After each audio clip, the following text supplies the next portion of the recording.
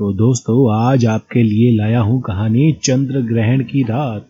गांव के एक कोने में स्थित पुरानी हवेली वर्षों से सुनसान और खंडहर में तब्दील हो चुकी थी। लोग कहते थे कि वहां अजीब घटनाएं होती थी और हवेली का नाम था अशोक विला।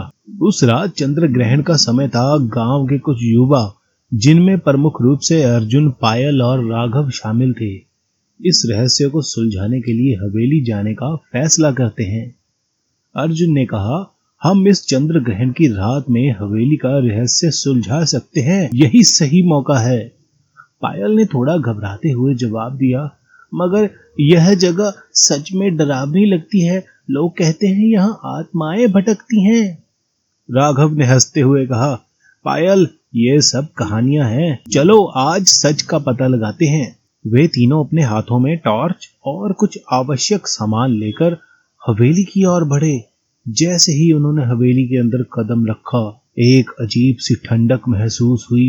हवेली के अंदरूनी हिस्सों में जाते जाते धूल की मोटी मोटी परतें दिखाई दे रही थी। अचानक एक दरवाजा अपने आप बंद हो गया।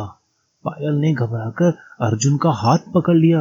अर्जुन ने उसे शांत करते हुए कहा, डरो मत, ये हवा की वजह से हुआ होगा। लेकिन राघव ने महसूस किया कि यहाँ कुछ तो गड़बड़ है। वहां रखी पुरानी किताबों को टटोलना शुरू किया। तभी एक किताब से एक कागज गिरा। उस पर लिखा था, जो सत्य को जानना चाहता है उसे अपने भय का सामना करना होगा। अर्जुन ने कहा, शायद यह किसी पहेली का हिस्सा है, हमें यहाँ और जांच करनी चाहिए। वे जैसे जैसे हवेली के अंदरूनी हिस्सों में गए, उन्हें कुछ और अजीब चीजें महसूस होने लगी। दीवारों पर अजीब चित्र और फर्श पर रहस्यमय चित्र बने हुए थे। आखिरकार उन्हें एक पुराना संदूक मिला। संदूक को खोलने पर उन्हें एक प्राचीन मूर्ति और एक पत्र मिला। पत्र पर लिखा था, इस मूर्ति को चंद्र ग्रहण की रात गांव के मंदिर में स्थापित करो तो तभी इस हवेली का श्राप समाप्त होगा। तीनों ने साहस करके मूर्ति को मंदिर तक पहुंचाया। जैसे ही मूर्ति को मंदिर में स्थापित किया गया, हवेली की सारी अजीब घटनाएं रुक गई। गांव के बुजुर्गों ने बताया कि यह मूर्ति गांव की रक्षा के लिए बनाई गई थी, लेकिन इसे चुरा लिया गया था।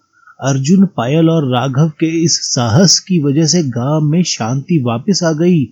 उस दिन से लोग हवेली को डरावनी जगह मानने की बजाय ऐतिहासिक धरोहर के रूप में देखने लगे।